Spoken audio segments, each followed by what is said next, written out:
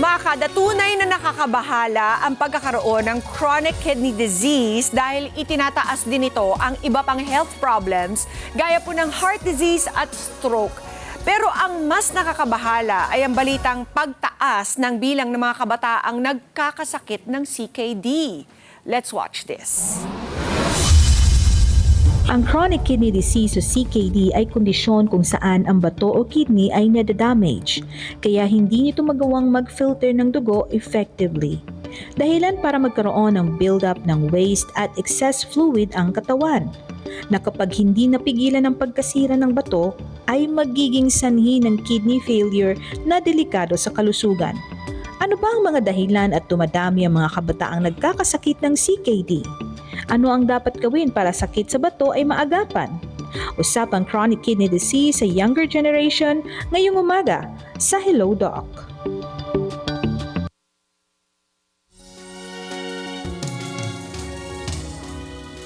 Kasama po natin ngayong umaga ang isang pediatrician na si Doc Hilario Ace Wanasen. Good morning po, Good morning, Ma'am Pia, and good morning, Kada. And thank you for having me here. Okay, Doc, nakakabahala naman na parang on the rise ang mga chronic kidney disease cases in kids. Yes. As a matter of fact, tumaas pa ito from 2023 to 2024. Bakit kaya nagkakaroon ng ganitong problema ngayon sa ating bansa, Doc? Nakakatakot siya, no? If iisipin mo, pag sinabi mong CKD, sa matatanda natin nakikita. Yes. Now, it is very alarming, no, na nakikita na natin siya sa bata. Dahil nakikita rin natin yung generations natin ngayon, no, na mas sedentary na ang lifestyle, no, the foods we eat, no, ang mga bata ngayon spoiled na when it comes sa food, kung ano lang gusto nilang kainin. So, nagkakaroon ng imbalance, no, at nagkakaroon ng increased chance na magkaroon ng CKD ang mga bata. Okay. Doc, when we say children, ano po mga edad nito mga ito? Okay, for a pediatrician, a child is usually 18 years old pababa. So lahat pa yan is considered as pediatric group. Okay. No? So lahat ng mga 2 years old, 3 years old, and alarming rin kasi merong mga 4 years old na nag-dialysis na. Merong 12 years old. So nakakabahala yon. However, nagkakaroon ng underdiagnosis kasi hindi na-detect agad. Okay, when it comes sa hindi na-detect, ang nangyayari doon, hindi nagkaroon ng UTI or nagkaroon ng pagtatay yung bata, it can lead to chronic kidney disease. No, dahil may problema na pala talaga, underlying na kidney disease na yung bata. Oh, okay. It's not that what you mentioned leads to kidney disease, but it could be possible symptoms. Yes, possible. Oo. Bakit po paaga ng paaga? Ano po ba yung mga ginagawa? Is this congenital? Is this genetic? Namamana ba ito sa kanilang mga nanay at tatay? Yes, actually, yun yung kaibahan natin sa adult na CKD. Sa bata kasi, pwedeng congenital. When we say congenital, it means na kamalas-malasan, meron siya nung baby siya, when they were born. No? Pwede rin ang mga premature and mga low birth weight dahil hindi pa develop yung kidneys nila. Pangalawa, hereditary, namamana. Okay, sana pera na lang yung pinamana, pero ang napamana is yung... sana ibang good genes na. Yes, oo. Like matangos na ilong or... So, nangyayari, yung genes na yon is napapasa, which increases the risk na magkaroon sila ng mga chronic kidney disease or kidney disease. Ayun. How does the lifestyle factor in naman, Doc? Yeah, okay. Ganong kalaki yung... parang yung contribution ng maling lifestyle at maling pagkain. Yeah, okay. So always remember na it is a balance between yung capacity ng kidney mo to filter and yung metabolic demand ng isang tao. So sa ating mga tatanda, bababa talaga ang filtering capacity as we grow old. However, sa bata, bumibilis siya kasi yung metabolic needs ng bata mataas. Okay. They grow, diba? They eat foods, medyo picky, mga fast foods, no? Mga sodas, salty or fatty foods, na-hasten ngayon yung increase in metabolic demand. And pag nag-tip yung scale niya, bumababa yung filtering capacity ng kidneys natin. So, if sedentary ang lifestyle, if laging fast food ang kinakain, if ever mataas sa sugar, that it increase yung chance na mas lalong mahasten yung filtering capacity ng kidney natin. Okay. So, ano po ba ang problema sa mga fast food? Okay. Our Is, kid... is it salt? Is it the oil? Yes, actually both, no? Dahil salt is sodium, no? So riniregulate ng kidneys natin 'yan. And if too much ang sodium, nagkakaroon ng imbalance. 'Yun lagi yung tatandaan natin. Dapat laging balance ang filtering and yung metabolic demand. So pag tumataas ang sugar, tumataas ang salt sa katawan, nasisira yung filtering ability ng kidneys natin. Grabe. Ay, ano po ba ang mga simptomas nito? How will they find out kung meron talaga silang CKD? Yes. Considering na some of them daw are asymptomatic? Yeah. So it is very challenging in the pediatric group kasi it is very subtle. Minsan wala silang symptoms, no? Naglalaro yung bata, no? And when you catch na may symptoms na like facial edema, nagkakaroon na, uy, nag-iba yung ihi ng baby ko, naging Coca-Cola yung color or cola colored, no? Ibig sabihin nun, baka there's something wrong sa kidney ng bata. However, pag nahuli mo na siya with that symptoms, damage na yung kidney ng bata. Oh no. Yes. So, what is the correct way of going about this, Doc? Kung hihintayin pa ba natin mangyari yun? Or should we get tested every year, Yes. no matter how old we are? So somehow sa pediatric group, dapat mahuli mo siya ng maaga talaga because prevention is better than cure pa rin. Correct. So when Kasi it may comes... stages yan, di ba? Yes. May 1, 2, 3, 4, 5. 5. And by the time you reach the 5th stage, Yes, yun na yung medyo too late dialysis talaga. na. Oo. And somehow, hindi pa naman sa atin talagang yung kidney transplant. So most of us, no, sa country natin is dialysis ang pinupuntahan. Ng habong buhay. Yes. So it's very important to detect it, no? Habang nasa loob pa ng tiyan ni mommy is yung regular prenatal check-ups ni mommies. Okay. Ng mga mommy. So ibig Okay. sabihin nun, dapat na-check like yung mga congenital anomaly scan, nasasabi na agad ng OB, oy, mukhang may problem yung kidney ng bata, para paglabas is ma-address mo na kaagad siya. Okay? And then, as pediatrician, kailangan nagre-regular check-up rin ang mga kabataan. No? Hindi tama. siya, ibig sabihin, walang sakit, is hindi mo siya ipapacheck. So, Correct. kailangan, if ever, pwede every 6 months or yearly ang check-up talaga ng mga kids para ma-detect kung meron silang risk. Kasi tatanungin namin yun may risk ba? Meron bang family history? Titignan mo yung bata if ever meron kang makikita sa physical examination. That is very vital to detect and prevent CKD in pediatric group.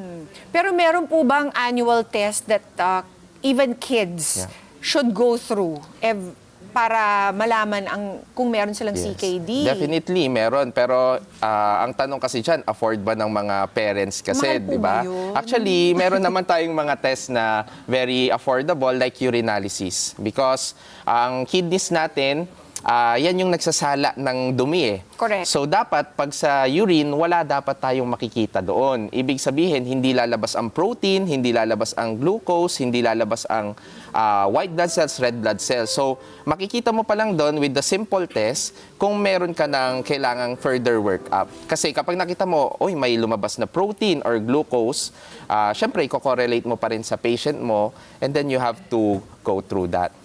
You can also take ultrasound, pero again, it is case-to-case basis. Tatanungin mo rin talaga kung meron silang family history. Dapat pala pati mga bata meron na rin executive check-up. Yes, oo. Diba? Actually, kailangan Annual talaga. executive check-up, Kailangan mampiya. ganun. Okay. Bago tayo pumunta sa mga pag-prevent ng CKD from early childhood, sabihin niyo muna, Doc, kung fake or fact itong mga pinaniniwalaan ng ating okay. mga kada. The first is, walang symptoms ang early stages of kidney disease. So that's a fact. Yes, I think we discussed Yes. that already. Fake or fact, Doc, ang pag-inom ng maraming tubig ay sapat na para malinis ang kidneys. Is this fake or fact? It's fake. It is beneficial, but you still have to eat smart. You have to still eat whole foods than processed foods pa rin. Oh, so ibig sabihin, Doc, halimbawa ay kumain ako ng maalat. Yeah. Halimbawa, kumain ako ng favorite kong processed Yes. meat. Pwede bang, can I compensate for this by drinking a lot of water? Hindi. Actually, hindi. No? Hindi Kasi if ever mataas ang sodium content or fat content nun, water will help just a little bit, pero hindi talaga. Like may ihi mo siya or maaalis sa system mo. Meron po bang safe consumption of processed food? I mean, sometimes you really can't avoid it, di ba? Yes, oo. Some of our kids, they love it, di ba? So, Well, pwede bang once or twice a week? Is that safe? Yeah, actually, processed foods naman, they're still food, no? Pero dapat talaga in moderation lang ang take. Sa pinggang Pinoy, 'di ba, yung meat or yung mga processed food talaga, usually parang much thick box lang ang size talaga, hindi siya yung sobrang dami or hindi siya dapat talaga controlled yung portions niya. Okay. Bukod doon, ano pa bang dapat nilang i-avoid? Yung masyado matamis, you said. Yes. So, mga candies? Candies, nako, kawawa naman yung kids kung pati candies, no? So, sabi ko nga, sa mga kids, pwede pa rin naman kumain, but in moderation talaga. Pwede pa rin naman. Give us an idea kung ano po yung moderation. Okay, so when it comes sa kasi minsan ang ginagawa is within a day inuubos yung isang pack, no? So you can give, no, kapag sa mga meals ninyo, you can give 1 or 2 candies, no? Para at least ma-satisfy lang rin. Dahil ang mga bata, they are picky eaters, no? Tsaka ang sensitive na yung taste buds nila. So it is not hindi siya bawal, no? Pero talagang kailangan controlled.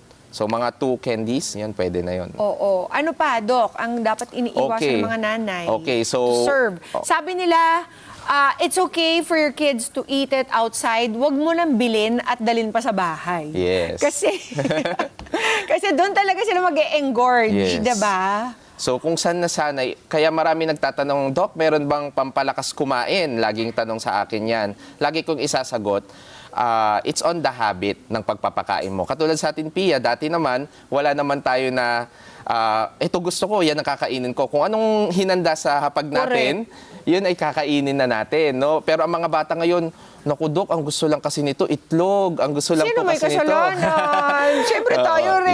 Yes, oo. Kasi, you don't like that? Yes. Okay, what do you want to eat? Ano Opo. to, restaurant? So Hindi. parang nagkakaroon na sila ng freedom to choose, no? Pero as parents, that is our role, no, na kontrolin and magkaroon pa rin na wag traumatic sa bata na ifo-force feed natin sila. Oo. So yes, ang mga bata naman kasi they are small frequent eaters yan. So Okay. minsan gutom ka na ng 9 a.m., sila hindi pa. Oo. So minsan 10 or 11 pa, you could feed pa rin. So sa tiyaga rin natin yan as parents. Okay. Paano natin pala susolusyonan yung mga picky eaters, Doc? Ang dami ko na-encounter na. I just came from a children's party nung Sabado. Yes. Naku, ang kinakain daw lang ng anak nila ay kanin na walang lasa, Yes. walang ulam. So how do they introduce other food? Yeah. So it Pwede ba natin sabihin, okay, don't wanna eat that, magutom ka muna. okay. Kakain ka rin. Yes, so somehow tama rin yung concept na gano'n, no? No, kapag gutom ang bata, kakain talaga yan. So as parents talaga, hindi natin kailangang i-force. We should make it enjoyable for them na kakain sila. Like, kunwari, naglalaro sila, dapat nandun tayo na lalabas tayo, kakain ka muna. So parang nagiging reward system siya at times. Pero wag naman masyado, no? So kailangan talaga na as parents, nakokontrol natin yung kinakain nila. So ibig sabihin nun, hindi sa vitamins, hindi talaga yun sa dami ng kinakain, pero it's more on sa Variety. Yes, variety of Sana, foods. no? Hoping. Oo nga, sinasabi ko nga parang at least 3-bite rule. Yeah. Pagbigyan mo naman yung bagong pagkain ng 3 Yes. times bago mo sabihin na hindi mo siya type. Tama yun. 'Di ba? Okay, Doc, more fake or fact, kung walang problema sa pag-ihi, walang problema ang kidneys. Okay, that's fake. Okay, kasi even though na wala kang problem sa pag-ihi, pero nakikita mo na yung bata na nagkakaroon ng facial edema or nagmamanas What is facial edema? Yun, so namamanas. nagmamanas na yung face or Okay. ang feet. Oo. So, ibig sabihin nun, may water retention na. Okay. Minsan naman, hindi problem sa pag-ihi, pero yung color ng ihi. Yes, no? tell So, them, Doc, ano ba dapat ang kulay? So, Dapat clear? Yes, clear or light yellow, pwede yon. Pero ayaw natin is yung dark or red colored. Tapos may bula. Yes. Oo. So, ibig sabihin nun, possible na mataas yung protein or baka lumalabas na doon yung sugar sa ihi. Okay. In which case, consult your doctor right Yes, away. Wag na yan consult your patagalin, di ba? And last, Doc, fake or fact, kidney stones cause kidney disease. Yes, it is a fact. Kasi even though na hindi common sa mga bata magkaroon ng stones Kidney stones, talaga, yeah. we usually have, kapag sa genes ulit, no, bumabalik ulit tayo doon pag meron tayong mga family members na stone formers, no, there's an increased chance na kahit bata ka pa, pwede ka magkaroon ng stones. And pwede bumara yan doon sa mga daanan ng ihi that can cause kidney disease. Ayun. Kaya, Doc, maraming salamat for joining us today. Sana naman pleasure. 'di ba, masolusyonan or Yes. tumigil na yung rise nito. Kawawa naman talaga yung mga bata. kids na early pa lang dialysis na. Kawawa talaga sila. Ano po yung weekly, 'di ba? Yes. So Oo. sometimes twice or weekly, depende sa need nung kidney nila. Lalo na pag tumataas na yung mga waste products sa katawan. Kasi yan ang nagsasala ang kidney natin. Oo. Kaya, Doc, kung meron silang mga na-notice na signs or symptoms that we mentioned earlier, Yes. what is that test called para sa mga kadang magulang natin na gustong i-ascertain kung Yes. talagang bang may CKD ang kanilang mga anak? Yes, okay. So the basic test that you could do is urinalysis. So yun yung ihi, no? And for blood test, it is called creatinine.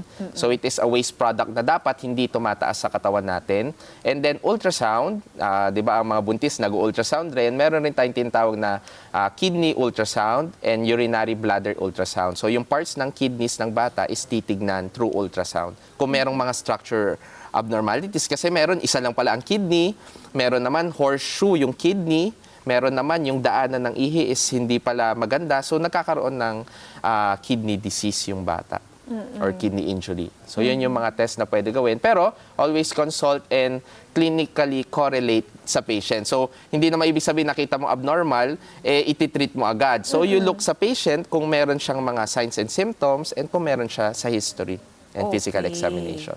And Doc, for further consultation, saan po ba kayo pwedeng ma-reach? Okay, so we have 4 branches now. We are the Queen's Clinic, no, located po at Fairview, Quezon City, Camarin, Bulacan, and now our newest branch is in Manila. So we offer multi-specialty clinic for OB, for pedia, and for internal medicine. So lahat na covered na doon sa clinic namin. Tama. Wow. Thank you very much, Thank you. Doc. Thanks for being here this Nice to meet morning. you. Let's get together. Sunday 25. Sunday 25.